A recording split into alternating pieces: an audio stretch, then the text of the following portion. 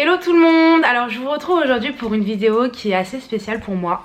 Donc c'est une vidéo que je veux faire depuis pas mal de temps, qu'on m'a beaucoup demandé, mais j'avoue que j'ai jamais osé la faire. Et aujourd'hui c'est bon, je me lance. Voilà, j'ai perdu 70 kilos en 4 ans. Et le but de cette vidéo est de vous expliquer pourquoi, comment et un peu mon parcours et surtout mon combat contre l'obésité. Parce que malgré tout l'obésité est une maladie qui peut tuer des gens et qui est pas assez prise au sérieux, en tout cas à mon goût je trouve que c'est pas assez pris au sérieux. Je vais partager mon histoire parce que pour moi je trouve ça important de partager pour pouvoir aider d'autres personnes. Voilà.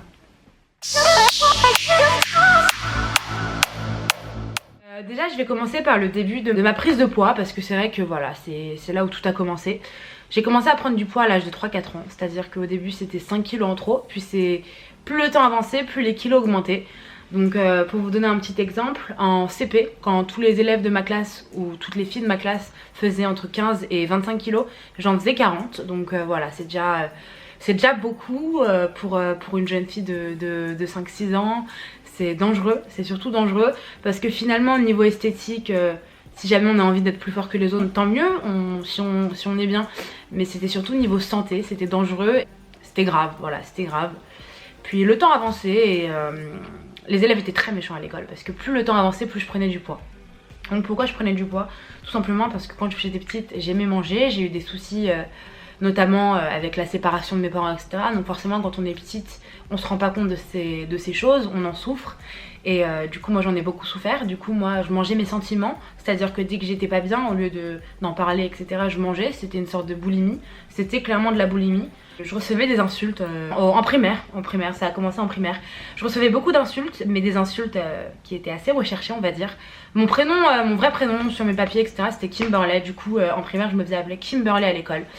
Et les élèves avaient trouvé des surnoms comme Kim Bourlet, Kim Burger, on m'appelait aussi Big Mama parce que c'était l'époque des films Big Mama. Enfin, on me donnait le nom des catcheurs parce que c'était la mode des catcheurs à l'école. Et franchement, maintenant j'en rigole parce qu'en soit Kim Bourlet, Kim Burger, faut aller le trouver. Mais à l'époque, c'était douloureux parce que j'allais à l'école et j'entendais ces noms. Pourtant, j'étais la bonne copine, j'avais plein d'amis, mais tout le monde, j'entendais vraiment des échos, des gens qui rigolaient sur moi, j'avais honte. Pendant les photos de classe, toutes mes copines étaient habillées avec leurs petites robes, elles étaient super contentes, etc. Moi, j'osais même pas mettre des robes, c'était douloureux, c'était pas possible. Et surtout, mon organisme a commencé à se dérégler parce que voilà, je mangeais, certes je mangeais, je vais pas dire que je ne mangeais pas, je grossissais pas comme il le fallait, dans le sens où je grossissais beaucoup plus qu'il ne fallait. Quand je devais prendre 5 kilos, j'en prenais 15. Mon organisme était déréglé entièrement parce que forcément, quand on commence à prendre du poids tôt, le corps se dérègle et ça fait prendre de plus en plus de poids. Du coup, arrivé en 6ème, j'ai été voir un psy qui m'a décelé que j'étais hyperactive. Donc ça, je suis hyperactive, je le sais. Mais sauf qu'il m'a décelé d'être hyperactive, il m'a donné un médicament. Donc le fameux médicament qu'il m'a donné s'appelle la Ritaline. Qu'est-ce que c'est la Ritaline? La Ritaline, c'est un médicament qui est donné aux enfants souffrant d'hyperactivité. Sauf qu'il y a 3 effets secondaires. Le premier, c'est des problèmes cardiaques. D'ailleurs, ça a fait un scandale aux États-Unis. Le deuxième effet secondaire, c'est perte d'appétit total, les enfants n'arrivent pas à manger, c'est dangereux, c'est grave. Et le troisième cas, c'est la prise de poids. Mais c'est le plus rare, hein, c'est l'effet secondaire le plus rare. Et par hasard, je suis tombée sur ça. J'ai été victime d'un effet secondaire de ce médicament. Du coup, de ma 6ème à ma 5ème, j'ai pris en un an, j'ai pris 35-40 kilos. Et puis vice versa. De ma 5ème à 4ème, j'en ai pris encore plus. Du coup j'ai arrêté entièrement ce médicament en 4ème et j'ai commencé à vraiment devenir de plus en plus malheureuse dans ma vie, parce que forcément quand on est gros, très gros et que tous les élèves autour de nous sont minces etc, bah forcément ça nous réjouit pas. Je tiens à le répéter et le redire, c'est que je ne suis en aucun cas en train de critiquer ou de juger les personnes qui ont des formes parce que j'en ai aujourd'hui, je veux garder mes formes, je suis fière de mes formes, mais c'est vrai qu'à partir d'un moment c'est plus une question d'esthétique, c'est une question de santé, de vie, c'est important quoi. Au collège, j'étais toujours la copine de tout le monde, j'avais beaucoup d'amis, mais à 4ème j'ai vraiment pris beaucoup de poids. J'étais arrivée à un poids inimaginable pour mon âge, je faisais 120 kilos en 4ème. De ma 4ème à ma 3ème, c'était je pense l'année la plus dure de ma vie parce que j'étais malheureuse, tout simplement parce que j'étais considérée comme malade. Je faisais des examens souvent pour vérifier que mon cœur était en bon état. Et donc quand j'ai été faire ma séance d'examen, ils se sont rendus compte que j'avais un problème au foie et qu'il fallait absolument que je perde ce poids. Sauf que 20 kilos quand on a 13 ans, c'est faisable, 30 kilos c'est faisable, 70 kilos c'est impossible. Je suis d'accord, ça peut exister. Il y a des gens qui peuvent perdre 70 kilos par eux-mêmes, mais à l'âge de 15 ans c'est quasiment impossible. Moi après on a commencé à discuter pourquoi pas aller dans une école spécialisée qui fait centre en même temps pour perdre du poids, mais j'allais être malheureuse parce que finalement j'allais quoi consacrer mon adolescence à perdre du poids, à faire des régimes, à me frustrer, à être malheureuse, à ne pas profiter de mon adolescence, à ne pas avoir de copine comme je le veux. Non, moi je voulais pas ça. Si j'avais eu des problèmes de poids aujourd'hui, c'était parce que de base c'était un problème mental. On prend pas du poids parce qu'on a envie d'en prendre. Je parle pas des personnes qui ont besoin d'en prendre parce que voilà c'est vital. Je parle des personnes qui en prennent et qui en souffrent. C'est pas parce qu'on a envie d'en prendre. Et les gens ne se rendent pas compte de ça. Ils se rendent pas compte qu'aujourd'hui l'obésité c'est une maladie qui est réelle, qui existe. Certes, c'est beau d'avoir des formes, je ne dis pas le contraire, mais ça peut tuer et c'est dangereux. C'est pas quelque chose à prendre à la légère. Donc voilà. En quatrième, nous avons été voir un médecin avec mes deux parents.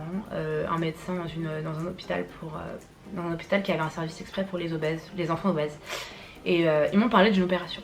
Donc ça s'appelle l'opération du bypass.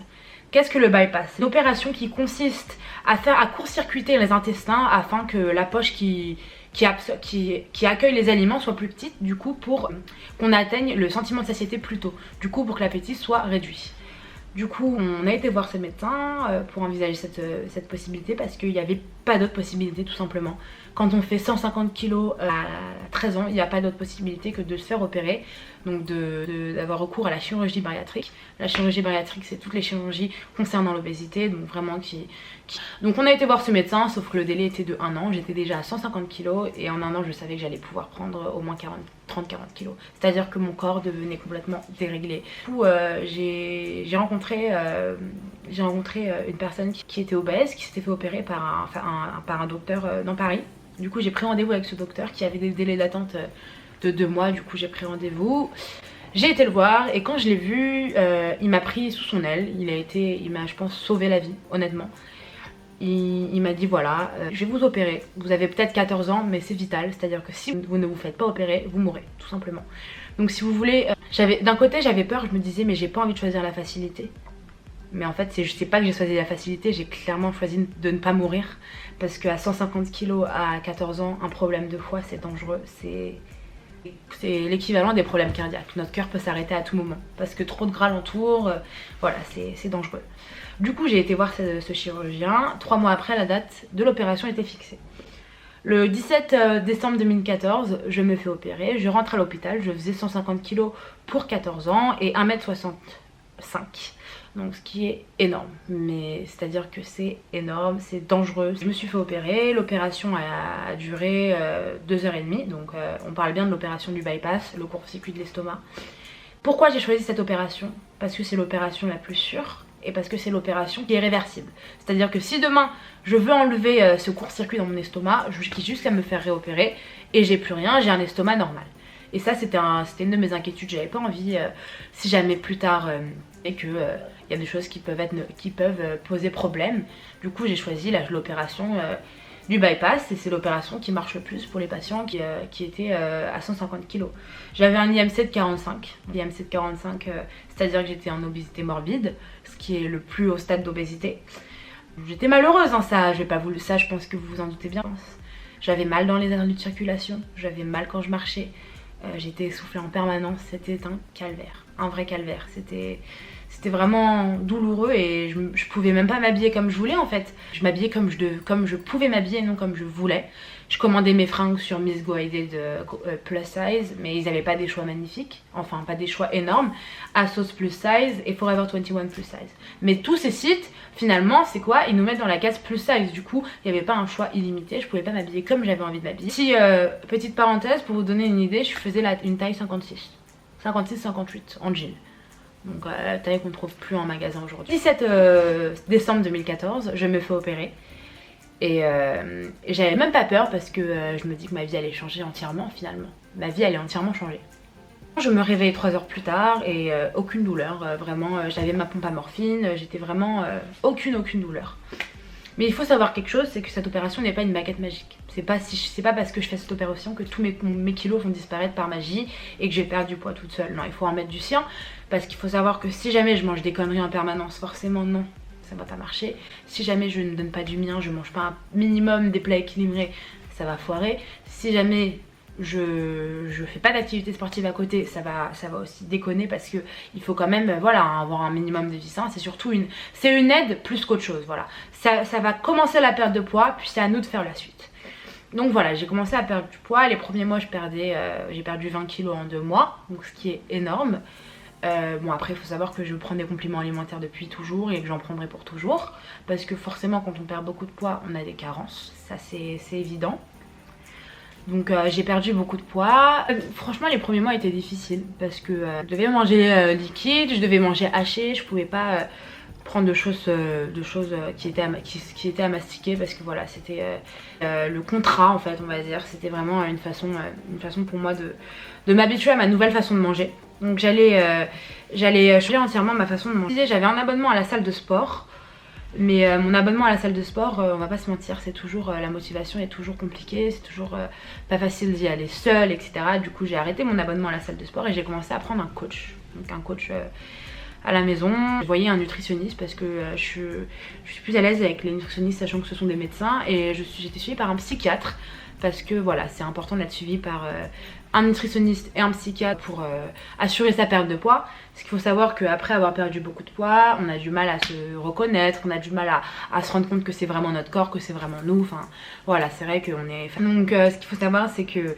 je mangeais beaucoup moins qu'avant. C'est-à-dire que je vais vous donner un exemple qui est assez facile à comprendre. Aujourd'hui quand je vais au McDo, je prends un menu maxi, on va dire. Je vais même pas pouvoir finir mon burger ni mes frites. Je pense que ce qui est convenable pour moi, un Happy Meal, voilà, un Happy Meal je le finis, mais difficilement. Avant je pouvais prendre 2 gros menus, donc maxi, plus une boîte de maxi best-of, maxi, vous savez les gros trucs avec les grosses frites et tout, plus une boîte de nuggets. Enfin je pouvais manger 2 menus plus une boîte de nuggets très facilement, et je le faisais sans souci quoi.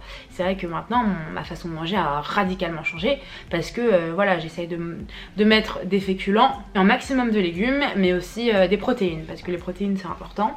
Je ne me prive de rien du tout. C'est-à-dire que si je vais au restaurant ce soir et que je veux prendre un moelleux au chocolat, je prends mon moelleux au chocolat. Si je veux manger une pizza demain, je mange ma pizza demain. Mais j'essaie vraiment d'équilibrer les choses. C'est-à-dire que si je mange une pizza le midi, je vais essayer le soir de miser un peu plus sur les légumes, et surtout d'équilibrer un peu le tout, pour pouvoir au final avoir une alimentation saine et variée. Parce que c'est le plus important, et surtout c'est important pour la santé, pour limiter les risques de maladies, etc.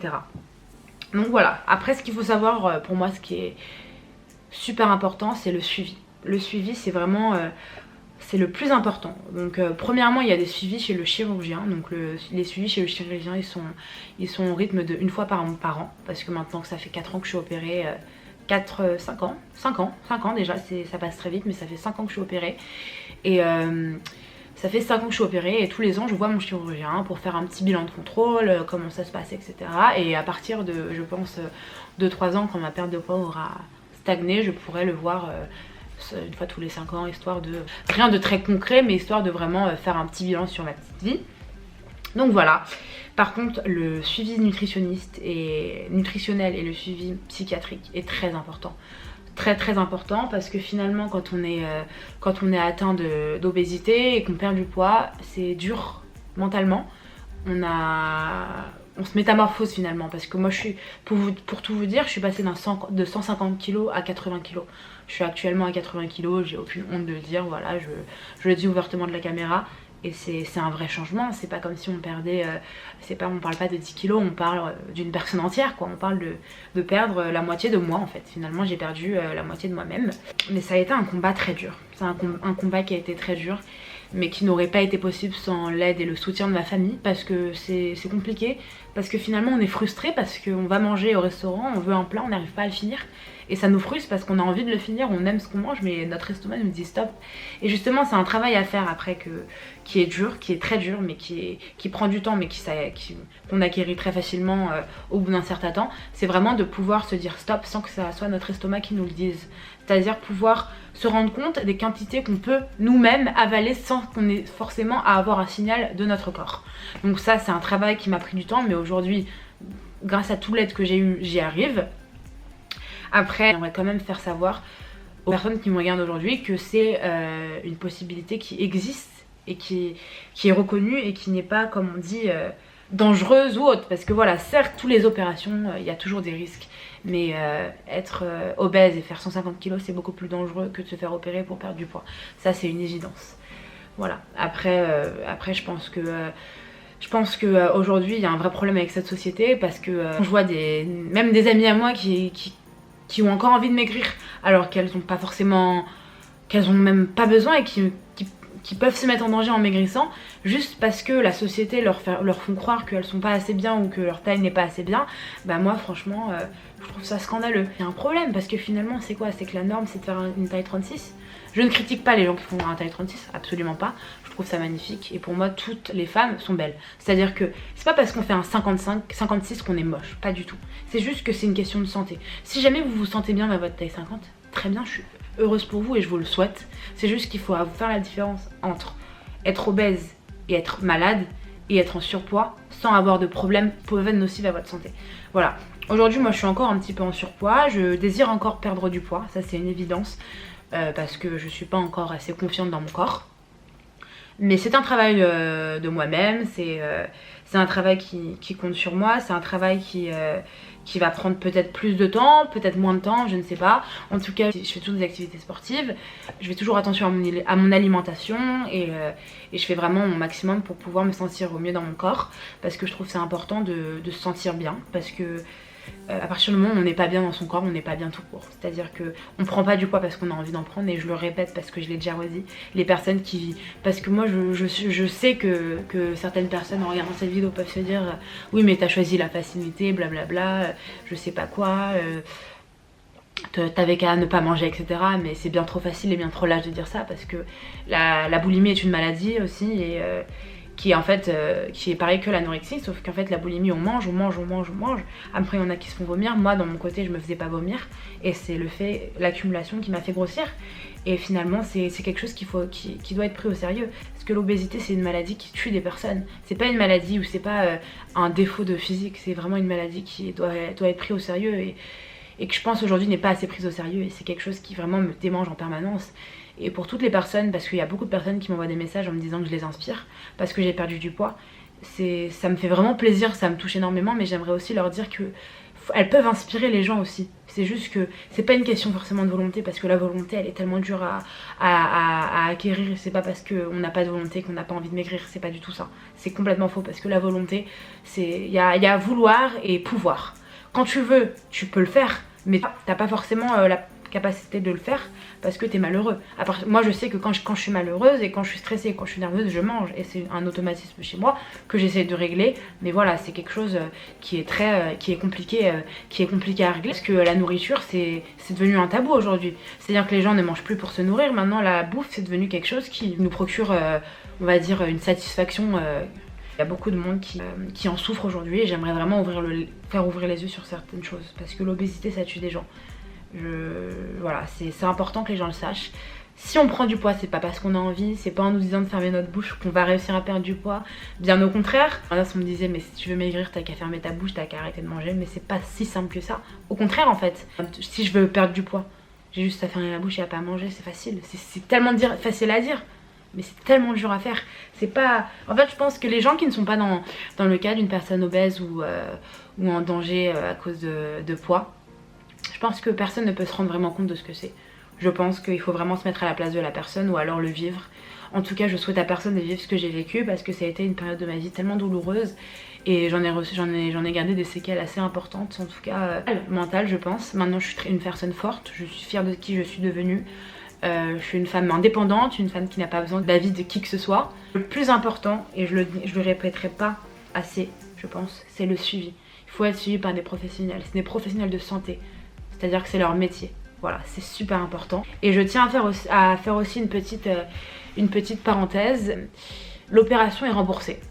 Elle est remboursée parce que c'est une opération qui est considérée comme une opération vitale. Voilà, c'est pas une opération esthétique ou quoi que ce soit. Donc c'est une opération remboursée par la Sécu. Et d'ailleurs le système français est vraiment top pour ça. Je suis vraiment... je le dirai jamais assez, mais on est vraiment dans un pays qui nous protège assez bien niveau santé. Et ça on en a vraiment de la chance. Alors j'espère que cette vidéo vous aura plu. N'hésitez pas à mettre un petit pouce en l'air, à vous abonner à ma chaîne, à mon Twitter, à mon Instagram. Et si vous avez une question par rapport à tout ce que j'ai raconté, si vous avez un cas personnel à partager ou même si vous voulez des petits conseils personnels, n'hésitez pas. Ça ferait un énorme plaisir de vous aider. Voilà, je vous fais à tous de gros bisous et je vous dis à la prochaine.